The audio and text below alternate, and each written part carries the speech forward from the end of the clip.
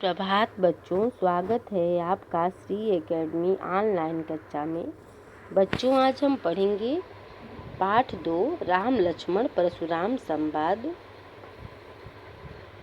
राम लक्ष्मण परशुराम संवाद का फर्स्ट भाग हम पढ़ चुके हैं। आइए इसके सेकेंड पद को पढ़ते हैं और समझते हैं।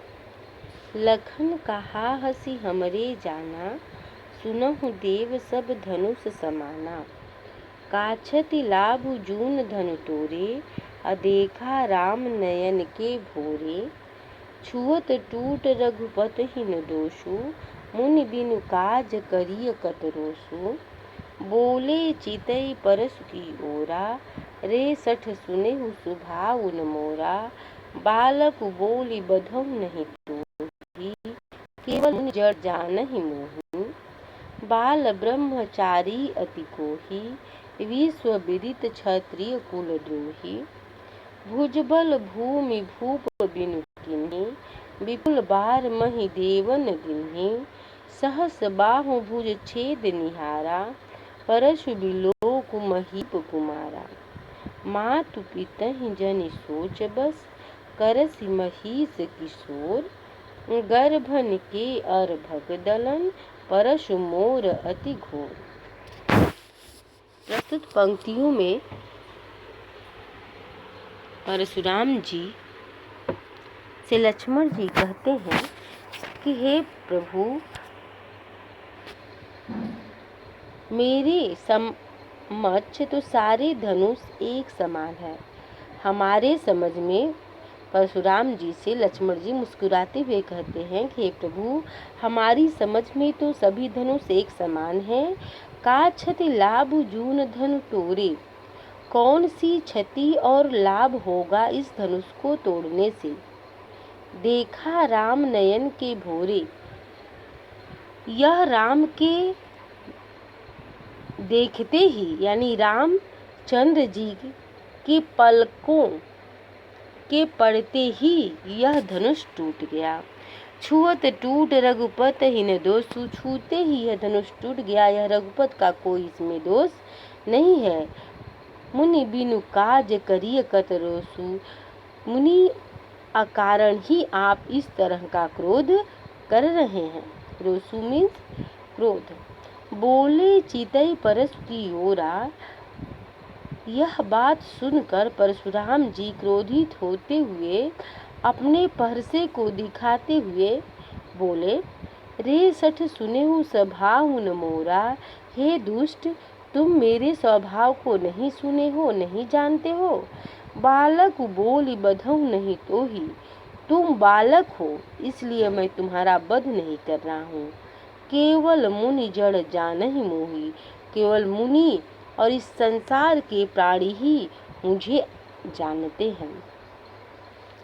बाल ब्रह्मचारी अति कोहि, विश्व विदित क्षत्रिय कुल द्रोही।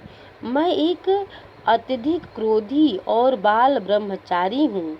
सारा संसार जानता है कि मैं क्षत्रिय कुल का द्रोही हूँ, क्षत्रियों का नाश करने वाला हूँ। भुजबल भूमि भूप बिनु किन्ही, अपनी भुजाओं के बल पर इस पृथ्वी को राजाओं के बिना कर दिया है। विपुल बार महि देवन दिन्ही, हजारों बार विपुल यानी करोड़ों बार महि देवन यानी शिव के मस्तक में इन क्षत्रियों का मस्तक चढ़ा दिया हूँ।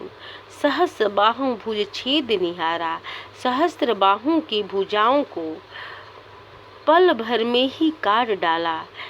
परसु बिलोक महीप कुमारा, हे राजा के कुमार, मेरे फरसे को देखो और इस तरह की उदंडता युक्त बात को न करो। मातु पितहि जनि सोच बस, करसि महिष किशोर। मैं तुम्हारे माता पिता के विषय में सोचकर मैं तुम्हारे परवार नहीं कर रहा हूँ। हे राजा के किशोर, माता पिता के विषय में सोचकर जानकर मैं तुम्हारे पर वार नहीं कर रहा हूँ, इस क्रोध को सहन कर रहा हूँ। नहीं तो मेरे घोर गर्जना से गर्भ में पल रहा बच्चा भी, मेरे फरसे के घोर टंकार से गर्भ में पल रहा बच्चा भी नष्ट हो जाता है। तो बच्चों, आइए इस अर्थ को और अत्यधिक विस्तृत रूप से जानें। लक्ष्मण जी ने हंसकर कहा, हे देव सुनिए, हमारी जान में तो सभी धनुष एक से ही हैं। पुराने धनुष के तोड़ने में क्या हानि लाभ। श्री रामचंद्र जी ने तो इसे नवीन के धोखे से देखा था, नयनों से देखा था, परंतु यह तो छूते ही टूट गया। इसमें रघुनाथ जी का भी कोई दोष नहीं है। मुनि, आप बिना ही कारण किस लिए क्रोध करते हैं। परशुराम जी अपने फरसे की ओर देकर बोले, अरे दुष्ट, तूने मेरा स्वभाव नहीं सुना। मैं तुझे बालक जानकर नहीं मारता हूँ। अरे मूर्ख, क्या तू मुझे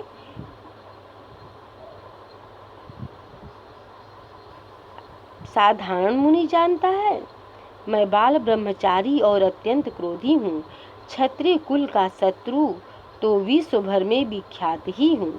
अपनी भुजाओं के बल से मैंने पृथ्वी को राजाओं से रहित कर दिया और बहुत बार उसे ब्राह्मणों को दे डाला। हे राजकुमार, सहस्त्रबाहु की भुजाओं को काटने वाले, मेरे इस फरसे को देख। अरे राजा के बालक, तू अपने माता पिता को सोच के बस न कर। ऐसा लगता है कि हे राजा के बालक, मैं तुम्हारे माता पिता के विषय में सोचकर ही तुम्हारा वध नहीं कर रहा। मेरा फरसा बड़ा भयानक है। मेरे फरसे के टंकार से गर्भ में पल रहे बच्चे का भी नाश हो जाता है। मेरा फरसा बड़ा भयानक है, यह गर्भों के बच्चों को भी नाश करने वाला है। तो ये था इस पाठ का सेकेंड पद का अर्थ। अब आइए जानते हैं थर्ड पद। बिहस लखन बोले मृदुवानी, अहो मुनीस महाभटमानी। पुनि पुनि मोहि देखाव कुठारू, चहत उड़ावन फूक पहाड़ू। ऋषि के इस बात को सुनकर मुस्कुराते हुए मधुर वचनों में लक्ष्मण जी पुनः बोले, अहो मुनीस महाभटमानी। हे मुनि, आप महान योद्धा हैं, इसीलिए आप बार बार मेरे ऊपर यह कुठार फरसा दिखा रहे हैं। ऐसा लगता है कि आप फूंक कर पहाड़ उड़ा देना चाहते हैं। हम सब भी कोई साधारण बच्चे नहीं जो आप हमारे पर चिल्लाएंगे और हम मान जाएंगे। ऐसा प्रतीत होता है कि आप फूंक कर पहाड़ उड़ाना चाहते हैं, लेकिन ऐसा नहीं होगा। यहाँ कुमड़ बतिया को नाही, जे तर्जन देखी मर जाए। कहते हैं कि यहाँ कोई कोहड़े की बाती नहीं, यानी कोई कली नहीं है जो तर्जनी उंगली को दिखाते ही नष्ट हो जाती है। देख कुठार, हम सब महान योद्धा हैं, आपके डराने से डरने वाले नहीं हैं। देख कुठार सरासन बाना। उनके कुठार को देखकर वह इस तरह से उद्दंडता युक्त वचनों को बोलने लगे और फिर बोले कि मैं कछु कहा सहित अभिमान है मुनिवर, यदि मैं अभिमान में आकर कुछ कह दिया हूँ तो आप मुझे माफ करिएगा। भृगुसुत समुझ जनेऊ बिलोकी, जो कछु कहूँ सहूँ रिसरोकी। भृगु मुनि के बेटे को समझकर और जानकर और देखकर मैं अपने क्रोध को रोकते हुए सब कुछ सह सकता हूँ। हे मुनि, मैं केवल उस मुनि का ही लाज रख रहा हूँ। उस मुनि की वजह से, भृगु के बेटे होने की वजह से ही मैं आप पर कोई भी प्रहार नहीं कर रहा हूँ, अर्थात अपने क्रोध को रोककर आप जो कह रहे हैं उसे मैं सह रहा हूँ या मैं सह लूँगा। सुर महिसुर हरिजन अरुगाई, क्योंकि हमारे कुल में देवता, ब्राह्मण, भक्त और गाय पर कभी भी, हमारे कुल में देवता, ब्राह्मण, भक्त और गाय पर कभी भी वीरता नहीं दिखाई जाती। इनको बांधने से ही कीर्ति नष्ट हो। बधे पाप वप कीरत हारे, मारत हूँ पा परी तुम्हारे। यानी इनको बांधने से ही कीर्ति नष्ट हो जाती है, मारने पर तो करोड़ों पाप का भागी मनुष्य बन जाता है। कोटि कुलिस सम वचन तुम्हारा, आपका जो यह वचन है करोड़ों व्यंग्य वचनों के समान है। आप व्यर्थ में ही इस फरसे को धारण किए हुए हैं, अर्थात इस फरसे को रखने की आपको ज़रूरत नहीं है, क्योंकि आपके जो वचन है वह बहुत ही भयानक है।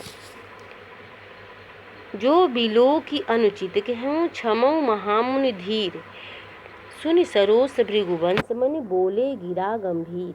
प्रस्तुत पंक्तियों में लक्ष्मण जी कहते हैं, हे मुनि, आपके इस क्रोध को देखकर जो मैं अनुचित कहा हूँ उसके लिए आप मुझे क्षमा करें। हे धीरवीर महामुनि, आप मुझे क्षमा करें। यह बात सुनकर भृगुवंश के मणि परशुराम जी गंभीर वचनों में पुनः बोले। आइए इसके अर्थ को भी विस्तृत देख लेते हैं। लक्ष्मण जी हंसकर कोमल वाणी से बोले, अहो मुनीश्वर, आप अपने को बड़ा भारी योद्धा समझते हैं, बार बार मुझे कुल्हाड़ी दिखाते हैं, फूंक से पहाड़ उड़ाना चाहते हैं। यहाँ कोई कुम्हड़े की बतिया नहीं है जो तर्जनी की अंगुली को देखते ही मर जाती है। कुठार और धनुष बाण देखकर ही मैंने कुछ अभिमान सहित कहा था। भृगुवंशी समझकर और यज्ञोपवीत देखकर तो जो कुछ आप कहते हैं उसे मैं क्रोध को रोककर सह सकता हूँ या सह लेता हूँ। देवता, ब्राह्मण, भगवान के भक्त और गाय पर हमारे कुल में वीरता नहीं दिखाई जाती, क्योंकि इन्हें मारने से पाप लगता है और इनसे हार जाने पर अपकीर्ति नष्ट हो जाती है। इसलिए आप मारे तो भी आपके पैर ही पड़ना चाहिए। आपका एक वचन ही करोड़ों वज्रों के समान है। धनुष, बाण, कुठार तो आपने व्यर्थ में ही धारण किया हुआ है। इन्हें देखकर मैंने कुछ अनुचित कहा हो तो उसे ही धीर महामुनि आप क्षमा कीजिए। यह सुनकर भृगुवंश मणि परशुराम जी क्रोध के साथ गंभीर वाणी में बोले। तो आशा है बच्चों आप सभी लोग इस पद के अर्थ को भी समझ गए होंगे। धन्यवाद।